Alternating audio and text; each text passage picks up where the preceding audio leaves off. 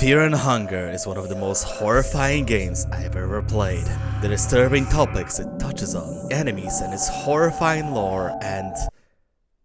how do people can even talk like that, honestly? Hello everyone, not having a hell let loose addiction here. Today we are covering Fear and Hunger, the video game that everyone had to watch at least 10 hours of video essays, but in practice hardly anyone dared to play the game, as it seems that everyone thinks that it's dark and disturbing and disgusting. And they are partially right, as Fear and Hunger is purely a Birmingham simulator. Obviously you would find a giant deformed man with a meat cleaver somewhere in the dark corner of that cursed city. We will be playing with the Repentance mod, which outside of including bugfix mod as a standard, also introduces some new content which we will cover in due time, but most importantly it adds more ways to suffer. And if you glazed over my content, you would figure that mods and suffering are kinda my thing. Kinda goes hand in hand, you know? And final thing before we jump in, we will be playing on Terror and Starvation. Why?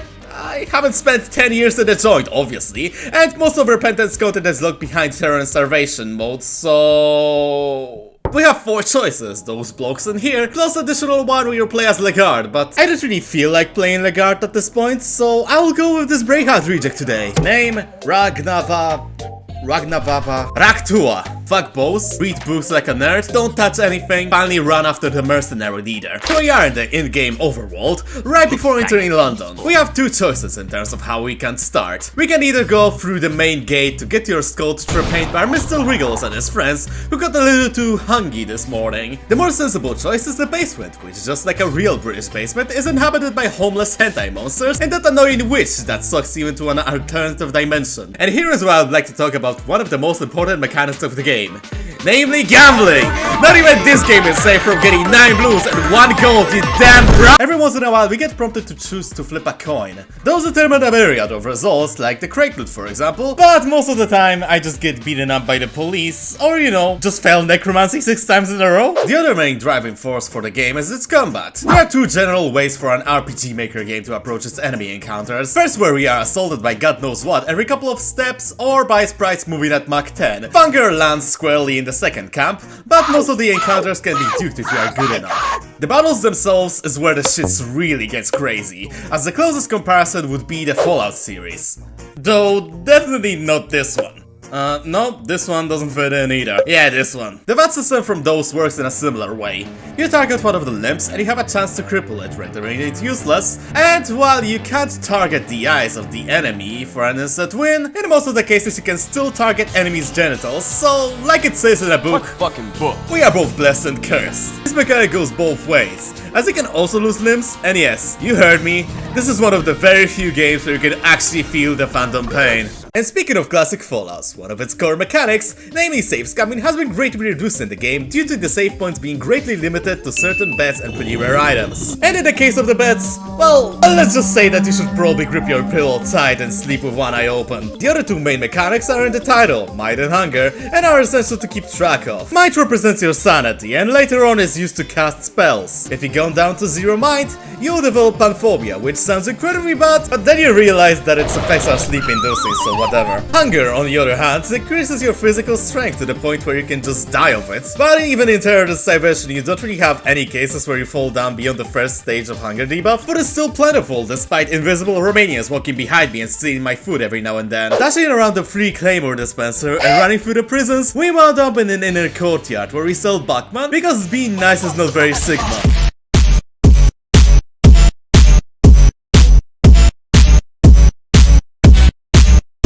And there is a problem. This big guard over there who's no joke, but thankfully, due to us being a nerd in the intro, I have an opportunity to craft a short bow and stealth archer him to death, turning this incredibly tough encounter into a cakewalk. We then step deeper into the dungeon where we meet this furry fellow who kindly asks us to bring a child to him, and we could do that for some handsome rewards or keep our spine.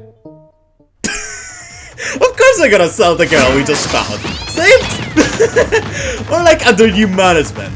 Next we have the riveting location of the mines, which features yellow clansmen, ghosts, and a village full of oh yeah, it doesn't feature them anymore because they're all dead. This is Repentance's first major change compared to the vanilla game, as in the original he had to steal Cube of the Depths from the cave dwellers. However, Scaly's got here first and stole it from them, flooding the entire village with ketchup along the way, which made every single cave dweller die. Marches of guards and caves are here too. In this universe, people and other things can do a ritual where they merge into each other. We can do that too. It will regrow our limbs and cure our status effects and phobias. As a trade-off, you'll lose one of your meat shields and rack 2 as glorious locks, so smell ya later, marriage, I don't need ya. Since we are in the mid-game, allow me to elaborate on what exactly my goals are. First is to unleash the Horde! And by Horde I mean some 3 other dudes scattered somewhere around the dungeon. The knight with a yee-yas haircut as smooth as a flat earther's brain, Kahar the fanboy, and finally Benny as a replacement for Moonless. He's very bony. Kill yourself immediately. Second goal is to become immortal! Does one overcome death is really simple. Slap on some sort of an item that recovers self onto your companion and voila! So even if they'll fall, they'll stand up again. The third and the final step is to obtain the most powerful weapons in the game, specifically these 3, which can be obtained right around this stage of the game. First we defeat the Flesh Gargoyle in order to obtain the Cursed Miasma, a slightly more powerful variant of the standard Tsundere Blade. Then collapse the entire mine system to get Blue Sin and teleport out of there just in the nick of time like a freaking frick. And finally venture into Hyde Park to obtain the Eastern Sword. And if you are wondering, yes, I beaten up the Cronewaller for the normal Miasma. Poor bird couldn't do anything and folded in like 2 turns as I started to use Nova 6 to my advantage. With all that said and done, we are finally ready to move on to the late game area. The only missing element is the Cube of the Depths, which is in the Scaly's village, located behind the small lake with a dragon in it. I've heard that in the fictional land of Finland, those are pretty common to find. Also, while here we might as well grab the Combustion spell, which is the single best known AoE spell in the game, because it doesn't cost any mines. Now as for the Scaly's village itself, you can see it's as affluent as an average favela in Sao Paulo, only reinforced by the fact you get your food stolen by every lizard, every transition, and just randomly because the game said so. Other than that, this place is well stacked, allowing you to get some pretty serious accessories, weapons, and some of the best healing items in the game, which in my book excuses it for being a pain to navigate. Long last, we encounter the leader of this racket, and after a couple of encouragements, he gives up voluntarily on life, allowing us to obtain his cool hat and also the cube. Taking the cube out of its resting place now causes a curse to fall upon Raktu and his party, causing blood to spill out of random places, ice following you to appear, and hallucinations starting to populate the dungeons. Though the final one could be also the effect of malnutrition, who knows. One more thing before we go down to the late game, the Witch's Pass, which is accessible by feasting with the cannibals down in the mines. The location is rainy, reinforcing how oppressive the English weather is, despite it being sunny in the other parts of the dungeon. What's the lore reason behind that? One developer said that this place is cursed eternally and it's stuck in time and space, so since we have to practice cannibalism to enter, there are occult rituals and pagan witches everywhere, I think they meant it was Slough. The second area of this location features skinwalkers, which unlike witches don't drop anything nearly as useful, and besides that they are just reskinned Duke of Flies, so they are very boring as an enemy. By the way, despite the game telling you that the fire is useless in here, I can use combustion and torches just fine, so I'm not sure what bros are waffling about.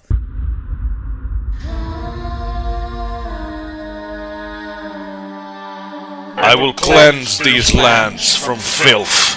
Remember my name. Fawn. The last thing you will hear. Main attraction of the second area is Fawn, the god of nature, who's no joke, especially compared to anything that we faced before. Runs it as 3 attacks: Spear Swipe, which take a turn or 2 to charge up to deal massive amounts of damage, throwing Eagle or bathwater at our party, causing it to become poisoned, and finally he can give us a Huggy Wuggy with his other hand. Combine that with an HP bar that is longer than Great Chinese Wall, and you get a perfect combination of being a pain in the ass to deal with. When you kill him, you absorb his soul, and also with that we can finally move on to the Ancient City. Tombs are the first part of the Ancient City, and where its main mechanic is introduced, namely time travel. As it is revealed, those weird tower things are in fact time traveling devices, allowing you to travel back and forth, from past to the present. This affects the appearance, what and where you can find things, and fuck! As As I was saying, the past and present influence what can you find and fight. Probably the biggest difference is that Mah'abre in the present has a lot more loot, a lot more things that want to turn you into bone meal, including the Tormented One, who has been turned into a crow mauler like stalker, with a caveat that he's actually immortal. The main goal of this part of the game is to put down 4 new gods, who are like Superman, but if their power was taken from Reddit. The more karma they have, the more powerful they become. Meanwhile, in the main square of the city in the past, we stumble across this fellow, who says that his diamonds got stolen, probably by the same people who are constantly stealing my food. To get his shiny thing back, we need to go to Elon Musk's place, who went crazy and traveled back in time to become the god of wealth. As such, turning himself into the Golden Sultan, an unkillable entity that resides in a golden palace across the bridge with a really nice looking blood red sky as a backdrop. Inside, we find out that Musk has embraced the Apple way of doing things, as he simply stole the first part of the Golden Temple, claiming it as his own. A bit further in, we see the guy, and as it's stated in a book nearby, he's injecting himself with nanomachines, making him immortal, so don't even try to fight him. I made that mistake, and he got me stuck in an endless loop of fights. Just like any rich person does, Golden Sultan also possesses a swimming pool filled with piss, patrolled by giant golden penis monsters, which yes, I'm aware it sounds like something out of possible brain damage, but it's still fear and hunger. The reward for getting the diamond back is a random modded scroll, which I don't really care about, because the spell that I got is absolutely garbage. Resident Mah'abre also has those weird, bloody vases. I wonder what they do.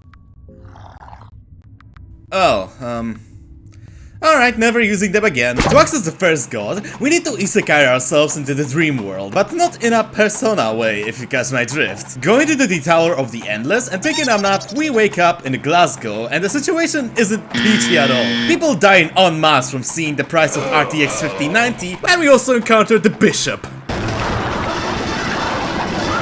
This whole dream section was supposed to be where you would learn the protagonist's backstories, but I don't particularly care, I saw them 1,000 times, so the long story short is that Kahara is having a Shinada moment, but without plants falling down from the sky, Enki decided to sacrifice himself on a cross because he's a degenerate. But then he got a vision from Ulmer where he says that sacrifice is like, not cool bro. Raktua got his village massacred by the... Oh shit, I forgot about the guard! Who cares, it's probably fine. With that we can go and kill Skin Granny, but I don't really feel like it, so instead let's go to Nosferatu Castle, the location added by Repentant, accessible only if you looted an invitation from one of the chests in Musk's residence. In this freezing environment, we encounter Pocketcat, who had frozen solid and serves as a garden gnome for Lord Nosferatu's home. Inside, bearing the pretty empty interior, we meet 2 vampires, Countess Morgana and Graf Willem II, and the only interesting thing about those two is that the latter projects Kanye's tweets into our minds, making our party go insane and deal 420 damage to each other. In the basement there are some seriously freaky things going on, and ignoring several cases of cannibalism, we also encounter darkness itself, which does this cool Majima party trick, and the warden.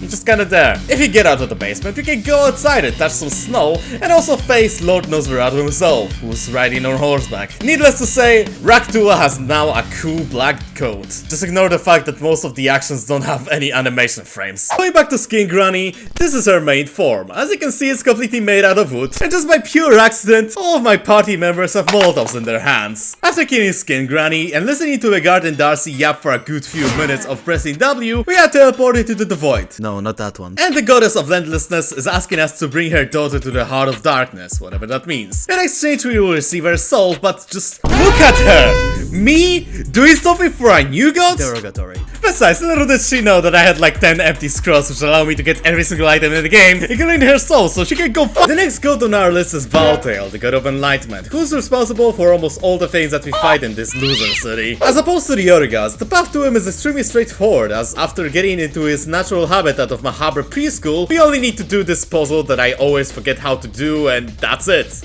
Valteil emerges from the void as a pain elemental and grows a penis out of his brain that is going to cast a spell that's going to kill us in like 5 turns. All of his body parts can be damaged by talking and answering these questions, but I forgot. But frankly, it doesn't matter. Bozo died in like 3 turns anyway. And that would be about it. We can go to the Golden Temple and kill Francois, but there's one more thing that needs to be done.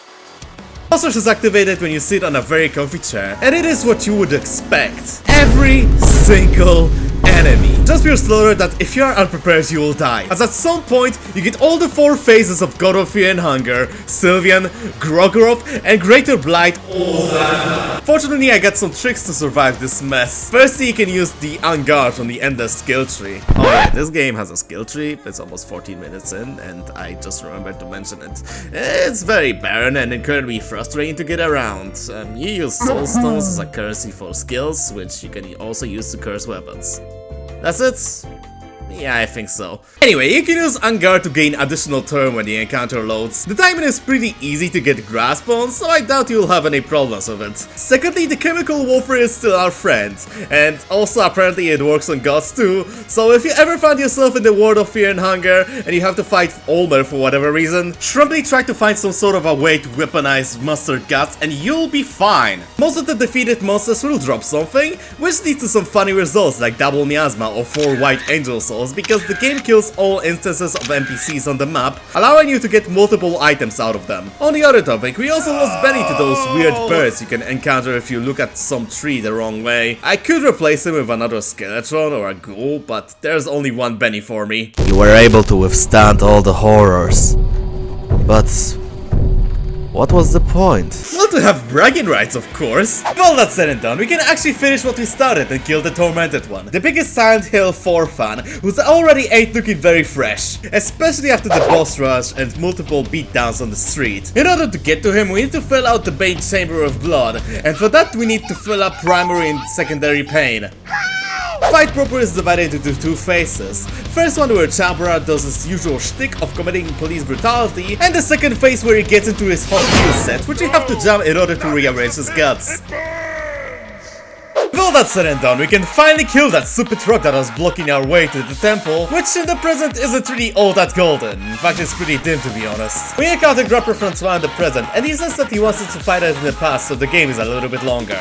Well, at least we can witness all these 4K flame textures. Confrontation with God of Domination is fairly complex, as just like with Chambra, he has 2 modes, Gold and You know what, why am I even trying to say anything productive here? You can just cheese the entire fight by picking the correct dialogue choices. It's kinda pointless to talk about this guy. Anyway, wiping him off the face of the planet gives us access to the void. No, not that one. This is the place where people turn into ghosts or dinosaurs. The mod offer is also here. They're just kinda hanging out. We start alone, and it's up for us to gather our companions who are scattered across the map, which despite enemies being absolutely everywhere, feels rather empty to be honest. In this place we can achieve 2 endings. One where you become a god, and one where Lagarde becomes a god, which honestly is a great segue into the most masculine British man is playable, and before your ass gets blown out of the orbit, he's not that interesting. This time we are forced into terror and starvation, no matter what, and all of the primary companions are gone, with exception of Raktua, who goes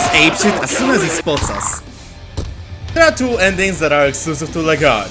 The one where he just takes an L and leaves the dungeon, and the other one where he ascends as a god in the void after killing all of the new gods, which sounds cool on the paper, but in practice is just recycled ending D. Like, you can't even stab yourself, you know? So, what would happen if I were to keep the girl? In the present Mah'abre, there is a girl by the Grand Library. Her name is Evola, and she lists about 500 teddy bears in the dungeon. If you bring them to her, she can give you scrolls with very powerful spells, or keys to freedom, which if in possession can trigger a new ending, where you escape the dungeon with the girl, but at the very end you are stopped by the failed god. She and her 2 friends are only vulnerable to magic attacks, which makes the fight really tough, and just look at the designs, they're just so cool! Oh yeah, this is the only way to see Lagarde on the ending screen, so the more you know, I guess. And here's where I need to tell you something. This whole time, Fear and Hunger was really just a very elaborate war game. As ever since we entered the gates of this cursed place, we have been inside of the God of the Depths, this bolt-looking fellow near the Smurf village. You can take up the task of killing the old god by cutting all of his free organs scattered across the dungeon, and killing him opens the way to the hardest, most frustrating part of the dungeon.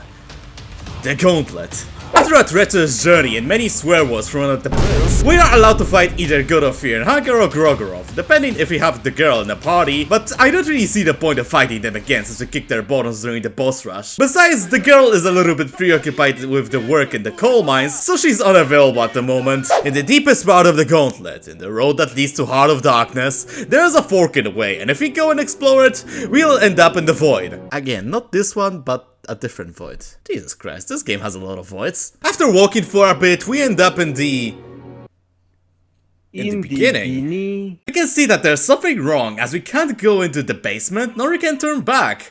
The only way forward is through... What the fuck? It's an evil message, but it needs to be said. I see. We explored so much that we landed in dungeons' backrooms. Lovely.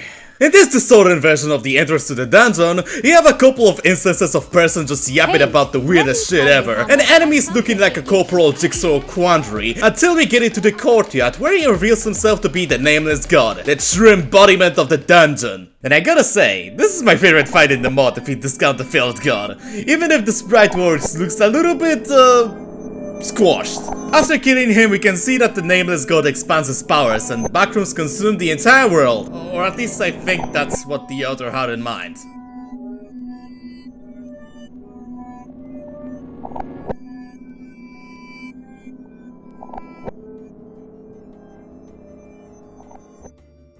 In conclusion, Repentance is a very difficult mod to judge fairly. From one side, it's incredibly ambitious, does a lot of things well, but at the same time, balance is just all over the place. Despite playing Terror and Starvation, which is by the way the intended difficulty, I felt like I was playing Funger 2's easier mode, as the enemies that the mod adds in aren't really up to the puzzle-like design that Fear and Hunger monsters thrived in, because the tools that the mod offers make this approach simply obsolete, with probably the biggest offender, of course outside of the war crime bottles, being the Explosive Cloud spell. It blinds every single enemy during an encounter, and you might say it's alright, it's just Black Smoke from the second game, but the big difference is that Black Smoke has some limitations compared to the Explosive Cloud, which also blinds every single limb and enemies that are normally immune to the effect. Outside of that, there's also the general bugginess of the mod, and overall it doesn't really feel very polished, which is understandable. Modding RPG Maker games, especially a game that already runs on black magic basically, isn't very easy.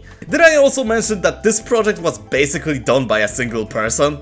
And so, if I were to rate this game, I would give it 6 Nosferatu Castle themes out of 8 boulders.